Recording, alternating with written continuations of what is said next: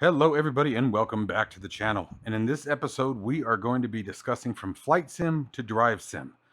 Talking about the Moza R5 bundle, the added on clutch pedal, brake damper, as well as the AB9 shifter versus the HGP, and what my overall thoughts are with the Moza hardware, and whether or not you guys should make the jump into the Moza configuration for driving, as well as your flight sim experience. So stick around. If you are interested in any of my tutorial guides for Microsoft Flight Simulator, or simply interested in supporting the channel, consider joining me on Patreon. Patreon subscribers level tier 2 and above have access to all of my guides as well as any future guides that come down the road. Patreon link can be found in the description below.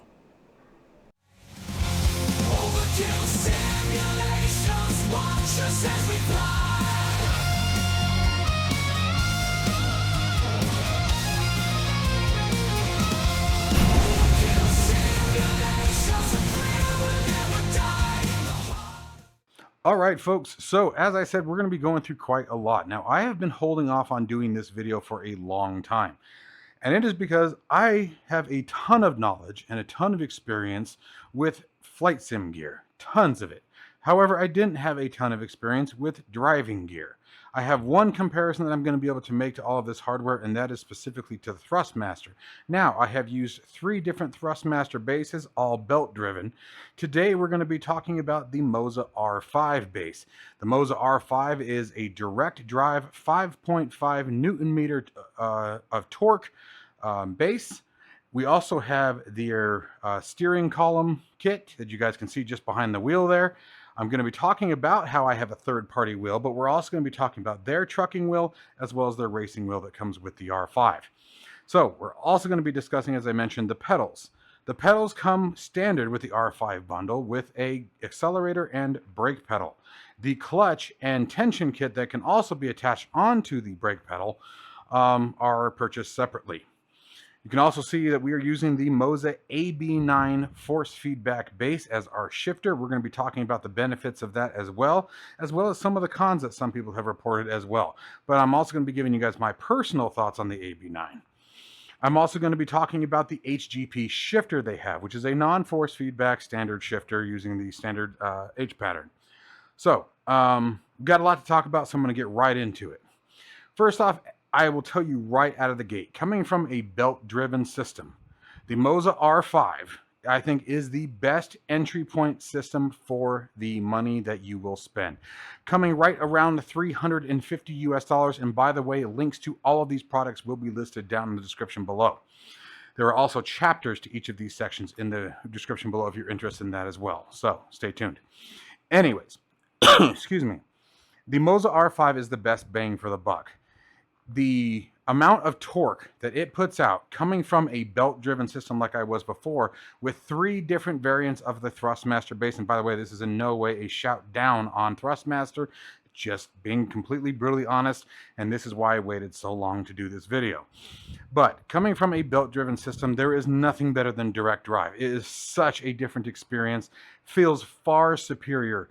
The other great thing about belt-driven systems is the wheel can spin and spin and spin. You can literally set it to just about any rotation you want because it's on a single axis, right? There's just a post going through the base into a motor that spins. And so it can spin as many times as it needs to in any direction. Now, you can set those limits, obviously. Like, for example, for our truck rig here, we have it set to 1800 degrees rotation, which is what it standard is in a real Peterbilt 389, for example. So you can change all of the customization settings. Like, it is phenomenal through the Moza software itself. And I'm not going to show all of that on screen today. This is literally just to talk about the quality of the products. The customization options within the software allow you to change the force feedback itself, the torque, the whether or not you want the friction. Okay, so friction is going to be different than your torque. It's just what it takes to actually turn the wheel. You could literally create a situation where you're driving these things without power steering. Why you'd want to break your wrist like that, I'm not quite sure, but to each their own. The software is extremely easy to use. The updates are quite common, and it doesn't require you to unplug 219 different things. in order to make it work. This is one of my favorite parts about the Moza ecosystem, and we're going to, stay tuned because at the end of the video, we're going to talk about how this all comes together, even to the flight simulation here in the end. So, fantastic base. The base is absolutely phenomenal. One of the things that I really enjoy about it, let's go ahead and disconnect the camera now and talk about the R5. Now, you guys can see I've created a custom mount for it, but you can see how small form factor this thing really is. It only goes from right here to right there. It is a very small base and delivers quite a bang for the buck. Now, one of the things that I actually don't like is that it plugs in this. You guys are going to be upside down for a minute. Everything plugs in behind it, and I'm not crazy about that. I really wish that each unit plugged into its own USB port. I get why they do that, and some people prefer it. I don't. I don't like that. I wish that everything plugged in separately, especially the pedals. I don't like that you have a cable coming from the pedal up into the base. You know, for me, it's wiring that's a pain in the ass. So I really wish that they would separate those and that the pedals would plug directly into a USB hub. That way you don't have any cables having to come up and then having one go back down, right? So that's the big thing there. But outside of that, that's about the most that I can complain about when it comes to this base. Now, I'm going to tell you guys right now, with that being said, I am already considering moving to the R9 or R12. Why? The reason why I'm considering it is a little bit more torque would be nice. The 5.5 Newton meters of torque is a great way to start, and you certainly feel plenty of torque in it. However, because the torque is so light, and I'm a relatively big guy, I will cut like Arnold, right? I would like to feel a little bit more torque against it. And I have the torque and the friction maxed out on this particular wheel. Excuse me, not the friction, just the torque, the force feedback. So I have that maxed out on this, and don't get me wrong, it is still plenty strong. Let me show you guys something. Okay, so with the engine running, you guys can now see that the wheel is already got some very good vibration, has a very nice control, and even when you put your hand on it, the vibration continues. Like if I wanted to stop the vibration, I can't. So that's one of the really nice things about this particular system. 5.5 Newton meters of torque is still absolutely a phenomenal experience, and I don't want to deter anyone from the R5. However, I wanted to stress that in my current position, I am considering going to the R9 or R12. I don't know that I would go any higher than that. I don't think that's necessary. And honestly, I think the R9 is going to be the absolute sweet spot. If you guys haven't caught on or seen what Moza's naming scheme convention is, it sort of works R5, 5.5 Newton meters, R9, 9 Newton meters, 12. Guess you guys can guess what I'm going to say. So I think personally the sweet spot based on my experience so far is going to be the R9. Okay. I think it's going to offer what I'm personally looking for and enough torque where it's going to give me that feeling that I need being a bigger guy. Okay. And wanting to feel a bit heavier in the wheel. Okay. But the only one that I would not personally recommend based on my experience, now I have never used it, but based on my experience with the R5, I would not go with the R3. I think that based on the R5 and the fact that I'm already wanting to upgrade to something a little bit stronger, the R3 would be absolutely too weak in my personal opinion. But again, to each their own. So again, I'm really glad that we're doing this review on the R5. Let me put it that way.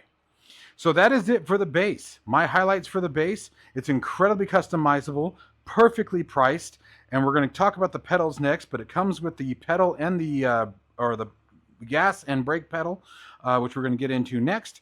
And it's just an overall around perfect starting point into a direct drive system. And in my personal opinion, after using 3 different variants of, again, only Thrustmaster, but the Thrustmaster belt driven system, there is nothing better than direct drive. They're definitely the way to go. And if you compare the price points between a full Thrustmaster wheel and pedal system to the Moza R5 bundle, you guys will see real quick why I'm recommending this. So now let's talk about the pedals. All right, so now let's go ahead and take a dive into the pedals. So as we traverse down into the depths of the pit, here they are. They are very clean, very nicely developed, plenty of points where you can mount to them, easy cable routing. The cable management actually is pretty decent on this. They actually go, so your power cable goes essentially from the brake pedal up into the back of the base of the R5, as I showed you guys earlier. We're going to talk about the clutch pedal in just a second here, but let's just focus on the gas and the brake pedal, as that is what comes with the configuration. Mounting is extremely easy. Like I said, plenty of mounting options, pretty much fit any rig or any base plate design that you want. You could also probably get away with these just being on a carpet floor. Tile floor, they do have nice rubber grips on the bottom that work very, very nicely. But, you know, I would certainly recommend, just like I would with flight simulation, if you're going to run something like these, you want them mounted. That way you don't have to worry about them sliding under high pressure. So, talking about them in their default configuration. So again, please remember, only the gas pedal and the brake come with these out of the box. So they have incredibly nice tension, a great starting point. Now, would I like to see even the accelerator be a little bit stronger? Yes, I would. But the accelerator, I mean, you're not going to get away with just a light push. You have to, it's intentional. It's a very intentional feeling. Same thing with the brake. The brake is another one where you really have to get it. Now, the thing with the brake is we do have a tensioner attached to it. Let me get in there so you guys can see that. You can see that guy right there. Let's see if I can get a flashlight on here. There you go. Mind all the dust. That's one of the downsides of all this, right? But you guys can see that red cylinder. That is a tensioner. It increases the tension on the brake pedal. Without it, it is very similar to what you get with the gas pedal. Okay, so it is definitely something that I would recommend if you have a heavier foot. If you want a lighter brake, if you don't mind a real light brake, then you don't have to worry about it. But the nice thing about adding that tensioner to the back is it adds a ton more realism to the feel. You actually can feel the resistance as you would in a real vehicle on the brake pedal, and you can feel it the harder you have to push as you would in a real car. In a real vehicle, for those who maybe haven't driven yet, as you push on the brake, the further you push that pedal down, the more resistance you're going to get from the master cylinder, creating pressure back against the pedal. So you get somewhat of an experience on that, but definitely worth the upgrade if you decide to go that route. But please keep in mind that brake pressure sensor or a brake pressure cylinder is extra purchase. Okay. So overall, an absolutely fantastic kit. One of the other things that I wish that they could do with these, and I wish that more companies would get involved in, is inverted mounting. I really wish that they had done an invert with this, but again, many of them are like that, and most inverted kits you have to buy separately. So not going to fault, that's just a wish list. Now let's talk about the clutch pedal. The clutch pedal is an add-on for the R5, and as you can see, a very simple installation. It mounts just like the other two do, a couple of screws in it, and it's mounted in, and there's a cable that goes from the clutch over to, I believe it is the brake pedal where they all connect, and then only the one cable goes up into the R5 base. The clutch for me was an absolute necessity. Again, has plenty of tension, a great feel to it, a nice, comfortable clutch resistance where it's not overwhelming, but it's not too light. You do get that feeling as you depress the clutch even further. It has a nice resistance the further down you get, but of course there are pro sets and more expensive sets that are going to increase that immersion, increase that feeling even more. But once again, this is definitely, in my opinion, a much needed upgrade. Now, do I wish that it came with the set? Of course I do. But given the fact that it is an add-on purchase, I believe the extra add-on was only right around $100 US. So now let's call it what it is. We're going from around $400 to about $500, maybe $550 after tax, if you want to include the clutch pedal with it for a full direct drive system with accelerator, brake, and clutch. And by the way, before anyone starts worrying about whether or not their competitors do the same thing, by all means, go take a look at most of, again, the Thrustmaster bundles. Many of them only have the same thing, accelerator and brake default out of the box. Usually the 3-pedal configuration, you're either going to be more expensive or you're going to sacrifice that somewhere else, like in the wheelbase, where here you get a really nice comparison to the real vehicle. Great starting point for around $550 with a little bit of extra purchase there. So fantastic addition in my personal opinion, and a great way to complete the R5 bundle. So now that we've gotten through the R5 bundle, let's talk about the trucking configuration. So now I'm going to go ahead and show you guys how easy it is to remove my external wheel here and show you guys the Moza trucking wheel that came with the trucking bundle. So stay tuned. Okay, so now let's go ahead and get into the wheel. So now I want to stress Moza is not the only one that has these adapters, but the nice thing is that you can buy these adapters extra. And again, they're not the only ones who do that, but you can buy extra adapters. I think they're right around 50 or 60 bucks. But we're just going to squeeze and off comes the wheel. Now you guys can see here how this works. Here is the adapter. Don't mind the nastiness there. I did that. It's because I broke it the day I got it. Don't even ask me how. So I'm the one who welded it back together, and that I'm the reason it's messy. This is not how they come. And ATS Accessories actually uses a resin epoxy now, so these are even better. But this had nothing to do with the quality of ATS Accessories. I won't go into the details, but I'm the one who broke it. Anyways, so this is the collar that comes with the Moza equipment. So it's very, very simple. You have a nice bearing pattern, so there's a gap so you can very easily identify top and bottom and how to orient it onto the base itself. So you can get plenty of different external wheels. This is an 18-inch from SCI Direct. You guys can see there it's a SCI wheel, so this would go on a real truck. So we're going to set that down, and now I'm going to show you guys what I've done here.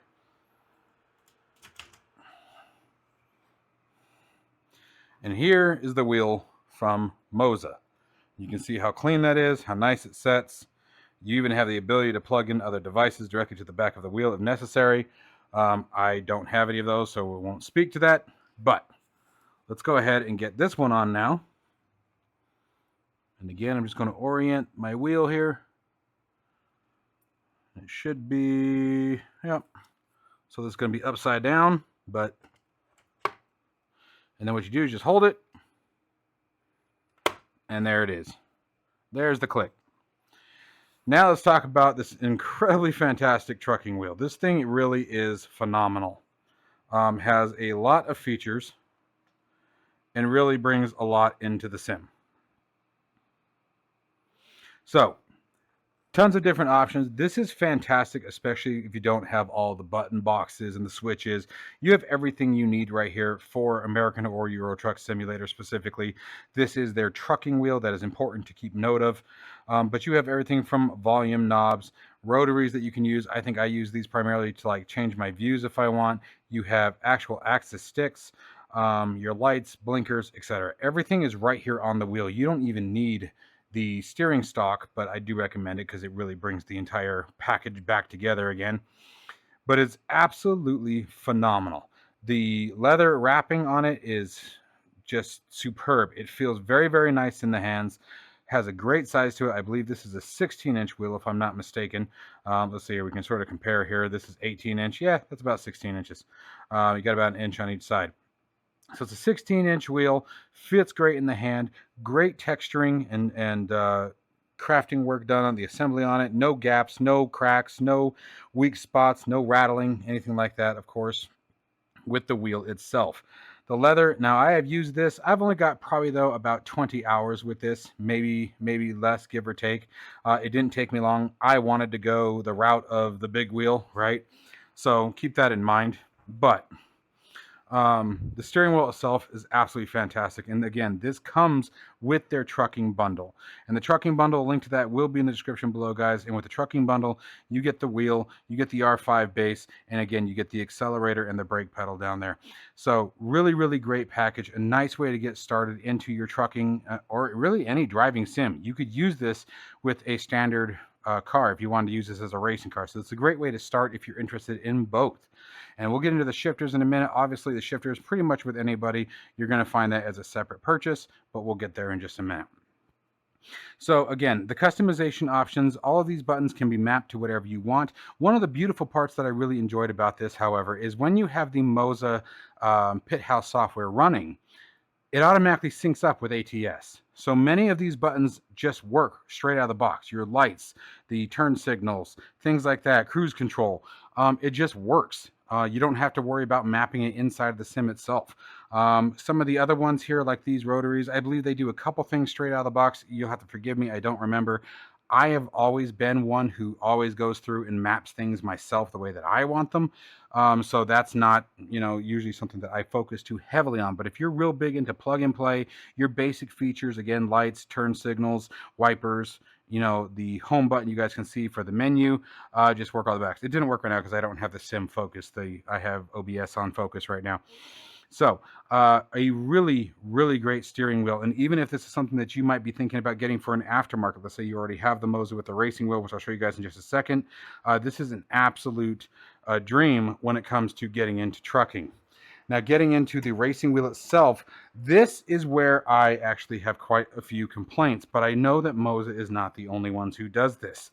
And that is the fact that these are very, very small. And I don't like how small they are. Okay, so here is the racing wheel in comparison. I mean, it is tiny.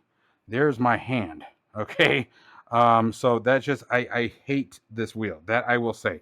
I don't like the small wheels, but I get it. Like I said, they are not the only ones who do this. Thrustmaster, I know for a fact, does this. I have a couple of their wheels that are real small like this, and I understand what its principle is. There are many race cars in the real world that run with small steering wheels, especially for the tight tracks. But when again, it comes down to comfort. For me, my hands just get so close together. No matter how I do it, I can't find a nice, comfortable spot. But the beautiful part about this wheel, and this is what, if you bought the trucking set, obviously this isn't going to come with it, right? But if you go with this route, it comes with your shift paddles on it. If you want to go that route, you can see that it has a ton of different options on it, configurable buttons. So that is another nice, extremely nice benefit as far as its capabilities. It is small. That is my only gripe about this. Other than that, the steering wheel is built absolutely wonderful. I mean, you guys can see, again, no gaps, no tears, no frays, nothing that would make you think the quality is less than above par, right? So anyways, that's for the steering wheel. Again, not really a big thing for me. What I do love about these adapters, you guys, is I actually have all of my wheels, I mount them up on the wall here. So it makes it real nice. I've got the last one way up there. You can 3D print those mounts, or there are places that also sell them on Etsy and things like that, where you can hang those up on the wall. I know Sima, if you guys are not unfamiliar with his site, just look that up. Sima, Simma. And I believe he sells them on his Etsy site if you guys don't have the ability to print them yourself. But it makes it real nice because that way you don't have to worry about swapping out adapters. If you do decide to get multiple wheels, I definitely recommend getting an adapter for each. Spend the extra money. Don't try not to get in the habit of telling yourself, oh, I'll just unscrew it every time and swap it. Don't do that. You don't want to mess with that. That's not going to be fun for you guys. So now let's check out the final piece for the base here, and let's talk about the wheel stock. Okay, so let's get into the wheel stock. I'm going to pick you guys up for a second here once again, and let's get in down close. So for the wheel stock, again, very, very nice configuration. It's got one USB-C cable that plugs it in and gets it all tied up and ready to roll. But other than that, a ton of features on this as well. You guys can see here, we have everything from our lights. You have a push. Oh, no, that one's not the push. Sorry. One of these is a push. I can't remember which one's a push. It's this one's that's a push. Your rear sprayer. Here, I believe that's our hazards or our flashers or brights. Because here you have inside lights, headlights. Yeah, I think that's our flashlights. But you can also do the push and pull if you want to go that route. The turn signal works absolutely phenomenal. There's a little notch down inside there, and you can see this collar right here that's on the Moza base, the wheelbase. That collar will hit that and return the wheel or the turn signal back to its center position. Again, down here with our cruise settings, same thing. Hold it to resume and set. And of course, over here we have a couple different options. You have your wiper options.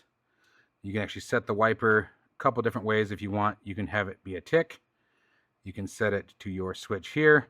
And I'm sorry, this is not a push. I thought it was. I thought I felt that go, but it doesn't. It's a momentary on the back window if you want to do your sprayers.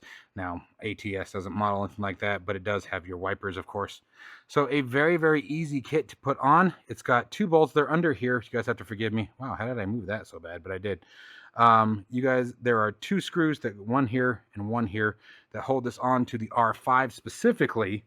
But in the later models, there are actually bolts that will go through the back of it that will mount straight to the base. So there are a couple different ways to mount this depending on which version of the R series of wheels that you have. But another great, wonderful kit. This one I purchased with my own money, you guys. I believe this was right around $200 US. And at first, I was on the fence about it for quite a long time. And finally decided, you know what, I want that complete configuration. Decided to go for it, and I've been absolutely thrilled with it ever since.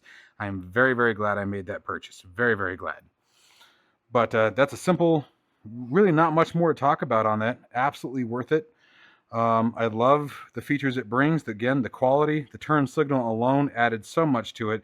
If you're like me and you like to go for that real authentic driving style. I'm not one of those ones who likes to do, 110 miles an hour with a full load down the truck. I like to keep things pretty realistic. Every now and then I'll run a stop sign, but to be completely honest, I do it in real life too, depending on where I'm at. So anyway, you guys didn't hear that. Let's move on to the final piece here, really, to talk about, and that is the shifter.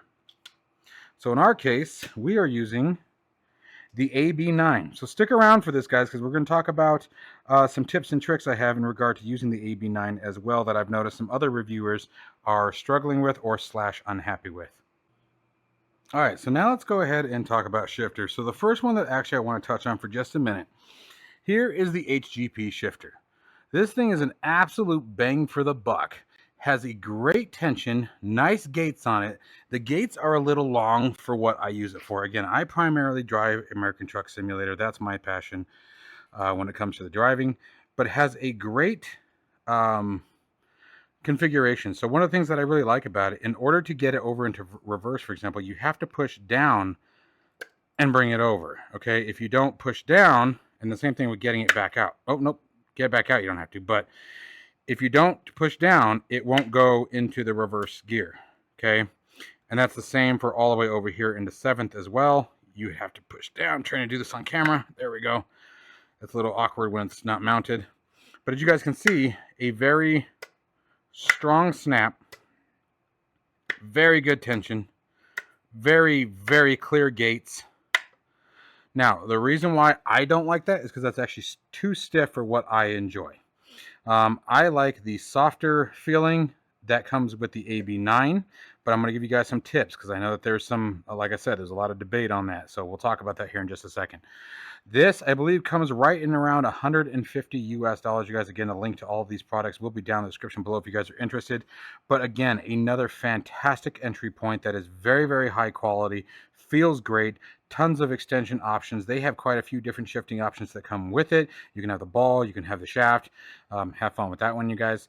But anyway, a lot of different configuration options that give you sort of ability to think about how you want to set up your rig.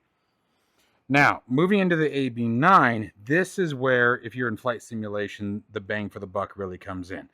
This started as for those of you who don't know, the AB9 is actually a force feedback flight stick. Okay, flight stick base, if you will. So it was designed for flight simulation. And then Moza decided, hey, why can't we take this same technology and turn it into a shifter? And by the way, if you guys are interested in the adapter, the shaft, the extension, or the ball, please consider taking a look over at atsaccessories.com. That's where all of this came from. Okay, so first off, even with the simulation, now keep in mind the simulation is not highlighted right now. So right now OBS is the focus, which means a lot of the telemetry and things that come from the simulation itself are not going to be available at the moment. But it has, you guys can sort of see the notching, okay?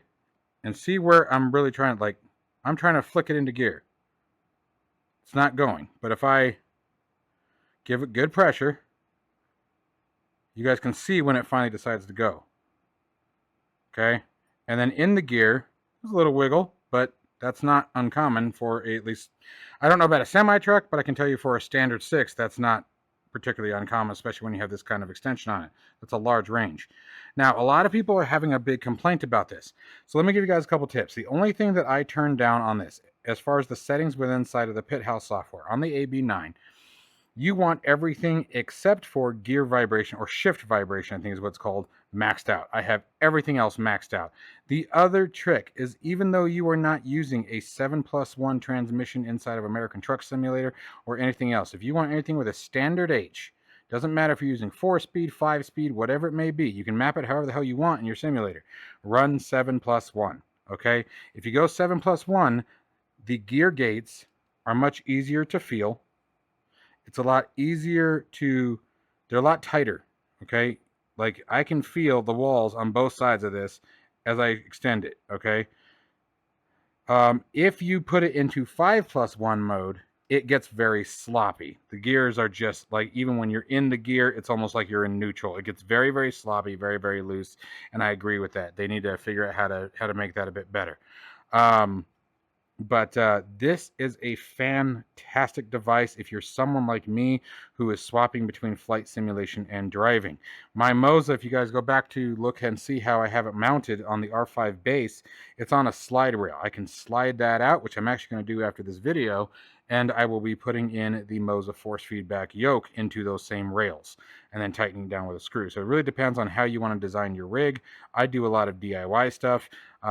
I know a lot of people like to use aluminum extrusions, things like that. So there's plenty of different options for you, but this is a great configuration if you are wanting to do both flight and driving simulation and have that force feedback feel. Now, I will not beat around the bush. There are absolutely things that it'd be nice to see Moza work on. I would like to see the tension increased, but if they've reached the max of these particular motors, then that's just the way it goes. But it does have now a gear shift or a gear lockout of sorts, but it's still, again, once you push back the force feedback of the motor, that's all it can do. And I think that's what a lot of people are not understanding is that the motors on this itself are not strong enough to simulate a real world vehicle. You can only push so hard and then the motors just can't give any more resistance and it's going to go into gear. Okay, so that's just the nature of it. So whether or not you choose to go with the HGP shifter or the Moza AB9, now the Moza AB9 you're going to be looking at more like $500 or $600 by the time it gets to your door. So keep that into consideration. But obviously the feature list of the Moza AB9 is significantly higher than that of the HGP. But if you're looking for a good, sound, solid, quality, just standard shifter, that HGP is a great place to start, a wonderful place to start. And again, all these extensions and things like that all are available on atsaccessories.com. Yes, I'm throwing that a lot of plug-in, but that's where the stuff is coming from, and I want you to know that it's available for both. Okay, I actually worked with him direct, and that's how we got this made. So anyways, that is pretty much going to wrap it up for this video, you guys. I hope that you guys found this video useful. I hope it gives you guys a lot to think about, and I hope it gets you into, thinking about the idea of possibly moving into some driving simulation as well. And I want to make it clear, guys, if you guys look in my descriptions, there's no discount links. There are no links that say shop here for overkill simulations, right? I don't get any kind of kickback from this. I don't get anything like that. And that's why I waited so long. I want to make it very clear that even Moza was like, hey, you're going to get that video out soon. And I was waiting, man. I wanted to make sure that I felt comfortable talking about this, that I had enough information to make my opinions on, and really took a lot of time to think about what I do and don't like about the entire setup. So there you guys go. I hope you guys found this video useful. As always, links to the description will be down below. Stay safe and healthy, and I will see you in the next one.